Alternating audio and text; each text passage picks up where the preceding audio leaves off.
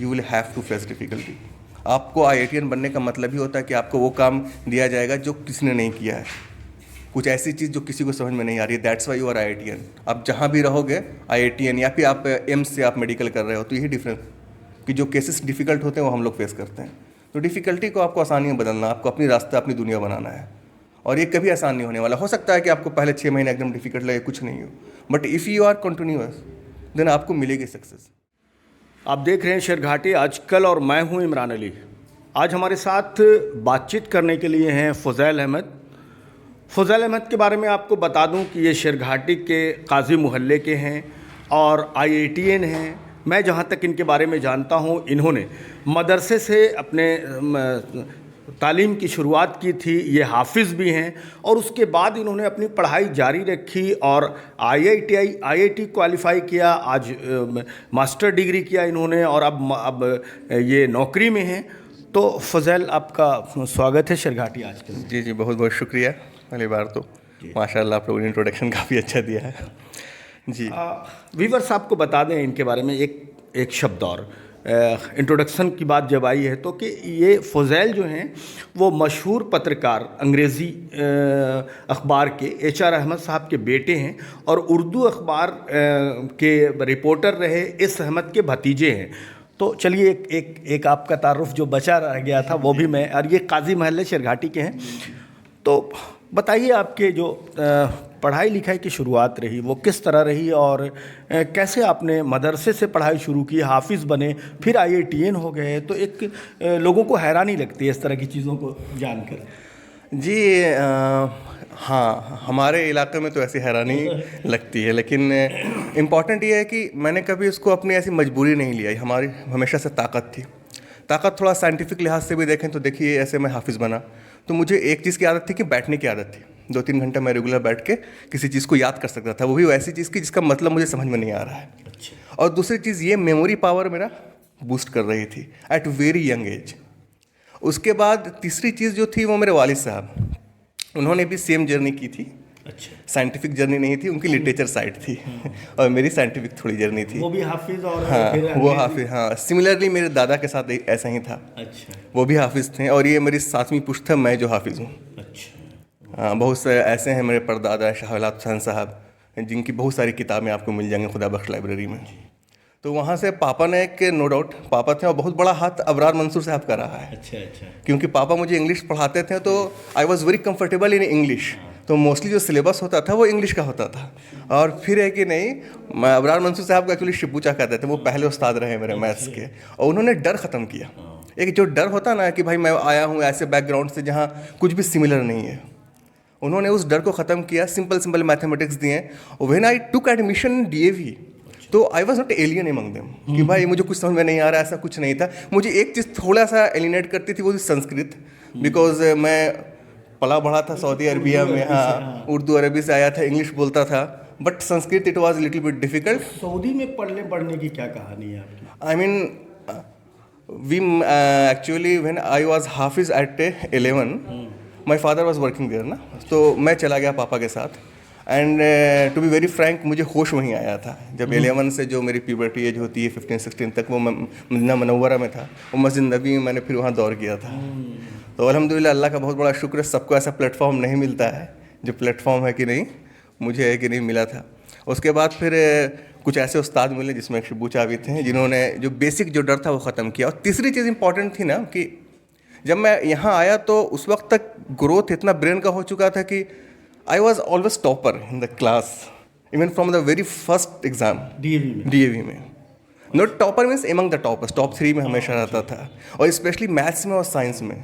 शुरू में DAV में क्या लगा लोगों को कि आप हाफिज़ हैं, ये पता चला था क्या? मैंने कभी जाहिर नहीं होने दिया, जाहिर कभी नहीं होने दिया। मैं काफ़ी लंबा था, मेरी ख़ानदानी लंबाई है, और काफ़ी हेवी था, तो मैं काफ़ी बूढ़ा लगता था, मतलब उनसे, हाँ, काफ़ी उम्र में लगभग 18 साल का लगता था। मैं था नहीं, लगता था, लेकिन जब 1 साल के बाद दुबला हुआ तो फिर मतलब फिर वैसा ही हो गया था। तो फिर कुछ कभी ऐसा लगा नहीं। और लेकिन जब आप अच्छा करते हो क्लास में, आप थोड़े से बोल्ड रहते हो तो लोग है कि नहीं आपको इस पर ध्यान नहीं देते हो, आप कहाँ से आए हो, अचानक से आए हो, कैसे दिखते हो।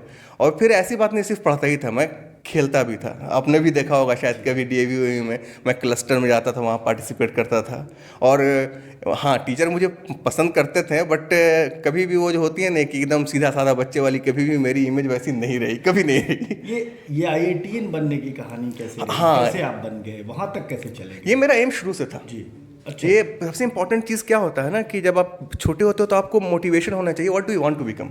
ये क्लियर होना चाहिए कि आप बनना क्या चाहते हो। हाँ, मुझे कॉलेज में आने के बाद भले ही क्लियर नहीं था अब क्या करना है, लेकिन कॉलेज में पहुंचना IIT में अच्छा। ये क्लियर था, क्लियर कट था कि I have to be there. तो मैंने सुना था कि पहली बात तो मेरा डर खत्म हो चुका था मैथ्स साइंस से, तो आई वॉज वेरी कंफर्टेबल कि मैं मैथ्स लूँगा 11th में। और फिर वन ऑफ द टॉपर था मैं मैथ्स का 10th में भी, और 12th में भी वही था। 12th में मैं स्कूल टॉपर था अपने स्कूल का। सो और I got 95 out of 100 in 12th mathematics. तो वहाँ से मैं कोटा गया। फिर कोटा में वो भी एक होती है कहानी ना कि मैं उस फैमिली से बिलोंग करता था। सबको ऐसी जर्नी नहीं दिखनी चाहिए, बट एक चीज़ मैं कहूँगा कि बच्चों को कभी डिफ़िकल्टी से डरना नहीं चाहिए। हमेशा अगर आसान लगे रास्ता ना तो उस आसान रास्ता सोचना चाहिए आसान क्यों है, क्योंकि हम लोग आसान रास्ते को नहीं, आसान रास्ते से चल के आपको वो चीज़ नहीं मिलेगी जो डिफ़िकल्ट रास्ते पर चल के आपको मिलेगी, क्योंकि तभी है ना आप तो बहुत सारे लोग जाते हैं। हाँ वही हज़ारों लोग वहाँ भी। सबसे बड़ा इंपॉर्टेंट है आपके लिए कि आप वहाँ पर जाके अपने आप को संभाले कैसे रखते हो, क्योंकि आप जिनसे कंपटीशन करोगे ना वो आएंगे इंडिया के सारे कोनों से और बड़े बड़े स्कूलों से। कुछ कोई 6 से तैयारी कर रहे हैं, कोई 8 से तैयारी कर रहे हैं, एंड मेरी जर्नी 9 से शुरू हुई है। तो अगर ऐसा आप सोचने लगोगे ना वहाँ पर, तो वहाँ पर एक डिप्रेशन में आप सुना होगा कि लोग खुदकुशी कर रहे हैं, ये कर रहे हैं। क्यों? क्योंकि वो प्रेशर नहीं सह पाते हैं, उनका मोटिव क्लियर नहीं होता है। अपने को कैसे खड़ा रखा वहाँ पर? वहाँ पर सबसे इंपॉर्टेंट था कि मैं कभी कंपटीशन करता नहीं था, मैं अपने आप से कंपटीशन करता था कि अगर मैं आज मैं ये हूँ तो कल मैंने क्या नया सीखा, कल अगर मैंने ये सीखा तो परसों मैंने क्या सीखना है। तो IITian बनने तक का सफ़र फिर कैसे पूरा? फिर वहाँ शुरू में तो बहुत डिफिकल्ट हुआ। मैं आपको एक वाक़या बताता हूँ। मैं 1 महीना हुआ था मुझे कोटा जाए हुए, और मैं रोने लगा, क्योंकि जब क्वेश्चंस यहाँ जो मिलते थे जो वहाँ मिलने लगे ना, तो वो as it is direct question होते नहीं थे। और मैं एक क्वेश्चन कर रहा था, 10 क्वेश्चन हमें दिए गए थे, मैं 3 किया एकदम, और इट वाज ऑल डिफिकल्ट। और चौथे में मैंने पूरी जी जान लगा दी, मैं रोने लगा, एकदम रोने लगा कि क्या होगा, कैसे होगा। और मैं रोते रोते मैं अपने टीचर के पास गया। टीचर ने बोला तूने कितना किया? तो मैंने बोला मैंने 3 किया।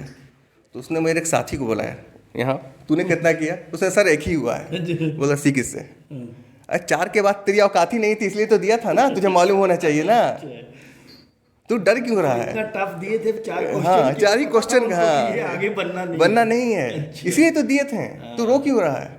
तो उस वक्त मुझे समझ में आ गया था कि क्वेश्चन सारा करने के लिए नहीं होता है, और सर लोग तो ऐसा खेलने वाले हैं हम लोगों के साथ, मेंटली हम लोगों को तैयार करने वाले हैं। क्योंकि IIT में अगर ऐसा क्वेश्चन आ गए कि कभी कभी कट ऑफ 20% जाता है, जो IIT बॉम्बे पहुंचते हैं मुश्किल से 45% बनाते हैं। वो अपने आप को खड़ा रखे। हाँ वो खड़ा रखना, घबरा नहीं जाना, आपको रेगुलर रहना है, रेगुलर रहना है। एक एग्जाम में गिरी फिर खड़े होइए, क्योंकि अगर उनको ज़्यादा अगर क्वेश्चन बना भी सकते थे, लेकिन अगर डर गए तो वो एग्जैक्टली और कमज़ोर हो जाएंगे। तो हम लोगों को ऐसा तैयारी किया गया था कोटा में कि आप डिफ़िकल्ट क्वेश्चन फेस करोगे। और जब IIT का लेवल अगर मैं ये मानता हूँ तो कोटा के एग्ज़ाम का लेवल ये होता था।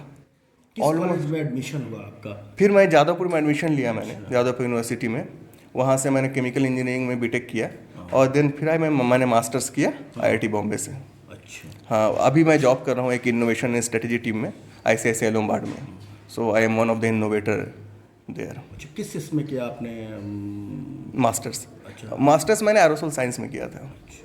एरोसोल साइंस एक केमिकल का पार्ट है, जैसे जो वायरस से लोग, मतलब जो वायरोलॉजी का एक डिपार्टमेंट भी एरोसोल में आता है। कुछ मेरा काम है उन चीज़ों पर भी, कुछ मेडिसिन पर भी काम है। जैसे I was developing insulin inhaler, ये जो इंसुलिन आप लोग लेते हैं ना डायरेक्टली इंजेक्शन के थ्रू, तो वो क्या होता है कि आपकी बॉडी को बहुत डैमेज करता है। तो मैं इंसुलिन इनहेलर बना रहा था कि इनहेल कर लीजिए, डायरेक्टली जाके वो आपकी बॉडी में सिमुलेट हो जाए। ये आपने इन्वेंशन है? हाँ, इन्वेंशन पर काम कर रहा था मैं, अभी वो चल रहा है, मैं उस पर पेपर पब्लिश किया हूँ अभी। अच्छा, क्या और राय देंगे बच्चों को वहाँ तक पहुँचने के लिए? डरिए मत। अच्छा, डरना नहीं है, और आसान रास्तों को चुनना बंद कीजिए। आसानी नहीं होने वाली है, you will have to face difficulty.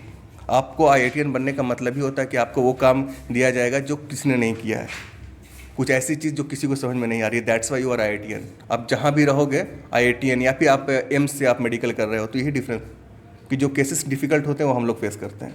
तो डिफ़िकल्टी को आपको आसानी में बदलना, आपको अपनी रास्ता, अपनी दुनिया बनाना है। और ये कभी आसान नहीं होने वाला। हो सकता है कि आपको पहले 6 महीने एकदम डिफिकल्ट लगे, कुछ नहीं हो, but if you are continuous then आपको मिलेगी सक्सेस, बिल्कुल मिलेगी। बहुत बहुत शुक्रिया फ़ज़ैल, ये थे हमारे साथ बातचीत कर रहे थे फ़ज़ैल अहमद। डरिए मत और आसान रास्ता मत चुनिए, मुश्किल रास्तों पे चलिए, क्योंकि जो लोग मुश्किल रास्तों पे चलते हैं वही मंजिल तक पहुंचते हैं, वही कुछ बड़ा करते हैं। बहुत बहुत शुक्रिया हमसे जुड़ने के लिए।